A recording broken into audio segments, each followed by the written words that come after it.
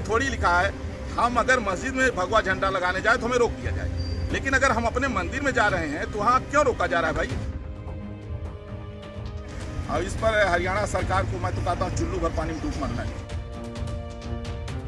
मैं यहाँ की सरकार को ये भी बता दूँ कि उनको वोट जो है हम ही लोग देते हैं, हमारे ही लोग देते हैं, और हम ही से उनका वजूद है। और अगर हमारी दृष्टि वक्र हो जाएगी ना तो पता नहीं क्या होगा उनका, इसका अंजाम वो सोच लें। ये अपराधियों का, अगर अपराधियों के पक्ष में क्या खड़े हो गए खट्टर, क्या खट्टर तो हमारे जो है सबका साथ सबके विकास वाले थे, लेकिन वहां रोका जाना गलत है। और मैं जगत गुरु परमहंस आचार्य संघ भी बजरंग दल के अगर किसी भी कार्यकर्ता या किसी भी हिंदू को हिरासत में लिया गया है तो तत्काल छोड़ दिया जाए। इसके लिए खट्टर जो है माफी भी मांगे, और अगर माफी नहीं मांगेंगे तो अच्छा नहीं होगा। ये है संत जगत गुरु परमहंस आचार्य महाराज, जो अयोध्या से चलकर नूह की ब्रजमंडल शोभा यात्रा में शामिल होकर नलहड़ शिव मंदिर में जल अभिषेक करने जा रहे थे। लेकिन रास्ते में ही भौंडसी थाना पुलिस ने जगत गुरु महाराज को घामडोज टोल प्लाजा पर रोक लिया, और लाख कोशिशों के बाद भी जब आगे नहीं जाने दिया गया तो जगत गुरु का गुस्सा 7वें आसमान पर पहुंच गया, जिसके बाद जगत गुरु महाराज अपने साथी संत के साथ वहीं आमरण अनशन पर बैठ गए। इस दौरान परमहंस महाराज ने कहा कि हम कोई मस्जिद में भगवा झंडा लहराने नहीं जा रहे थे, हम अपने शिव मंदिर में सरयू नदी का जल चलाने जा रहे थे। लेकिन जिस तरह से उन्हें रोका गया है, ये देख हरियाणा सरकार को चुल्लू भर पानी में डूब मरना चाहिए।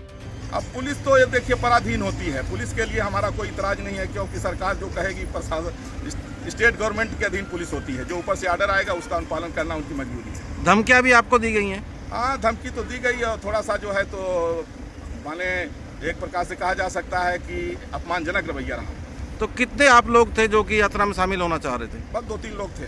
देखिए,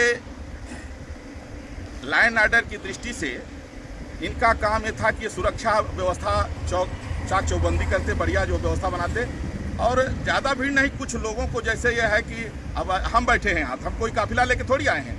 मैं एक जगत गुरु के पद पर हूँ, एक बड़े धर्माचार्य हूँ, हम अकेले जा रहे हैं, हमको वहाँ जा करके लौटा दिए होते। लेकिन इस तरह से जो ये रवैया है ये बिल्कुल निंदनीय है, और इस पर हरियाणा सरकार को मैं तो कहता हूँ चुल्लू भर पानी में डूब मरना है। मैं यहाँ की सरकार को ये भी बता दूँ कि उनको वोट जो है हम ही लोग देते हैं, हमारे ही लोग देते हैं, और हम ही से उनका वजूद है। और अगर हमारी दृष्टि वक्र हो जाएगी ना तो पता नहीं क्या होगा उनका, इसका अंजाम वो सोच लें। ये अपराधियों का, अगर अपराधियों के पक्ष में क्या खड़े हो गए खट्टर, क्या खट्टर तो हमारे जो है सबका साथ सबके विकास वाले थे। भाई संविधान में ये थोड़ी लिखा है हम अगर मस्जिद में भगवा झंडा लगाने जाए तो हमें रोक दिया जाए, लेकिन अगर हम अपने मंदिर में जा रहे हैं तो वहाँ क्यों रोका जा रहा है भाई। आप लाइन ऑर्डर के लिए आपके प्रशासन है, आप उसकी जो है आप देखिए, लेकिन वहाँ रोका जाना गलत है।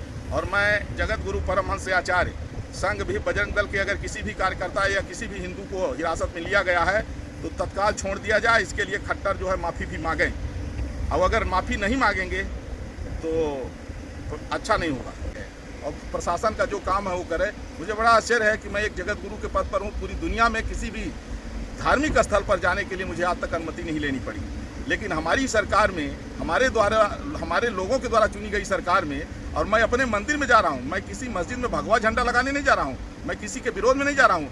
हमारे लोग जो जहाँ मारे गए हैं उनके लिए आत्म शांति के लिए श्रद्धांजलि देने जा रहा था, जल चढ़ाने जा रहा था, और जिस तरह से मुझे एक फुटपाथ पर रोका गया तो मुझे लग रहा है कि ये गलत हुआ है, और हो सकता है कि आगे जो है तो प्रशासन इस पर जो है कुछ विचार कर ले। मुझे लोग तपस्वी छावनी पीठाधीश्वर जगत गुरु परमहंस आचार्य के नाम से जानते हैं। मैं अयोध्या से आया हूँ, राम जन्मभूमि की मिट्टी और सरजू जल लेकर के नूह में जो पिछली बार बजरंग दल के द्वारा जो ब्रजमंडल यात्रा निकाली गई थी, उसमें कुछ षड्यंत्रकारियों ने संघ भी बजरंग दल के कार्यकर्ताओं को जिंदा जला दिया था। तो उनकी आत्म शांति के लिए मैं घटना स्थल पर जाकर के श्रद्धांजलि देना था और जलाभिषेक करके वापस आना था। प्रशासन हम सबको यहाँ रोक दिया, बोला आगे जाने की अनुमति नहीं है। तो हमने कहा ठीक है, हम यहीं से जो है जल चढ़ा करके और लौट जाते हैं। तो मुझे पीछे भी नहीं जाने दिए, तो जब आगे नहीं जाने दिए, पीछे भी नहीं जाने दिए, तो हमने फिर जो है अन्न जल का परित्याग करके मैं अनशन पर बैठ गया।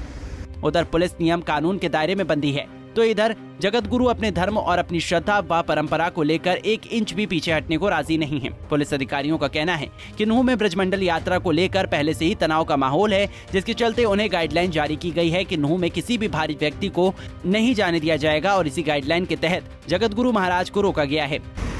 सरकार की जो गाइडलाइंस हैं उसी के तहत जो है अपनी पुलिस फोर्स अपनी ड्यूटी कर रही है और पिछले कई घंटों से निरंतर कर रही है और जितने प्रिवेंटिव मेजर्स हैं उनको फॉलो कर रही है। जी, यहाँ पे सर कुछ संत भी धरने पे बैठे हैं, कारण क्या रहा है?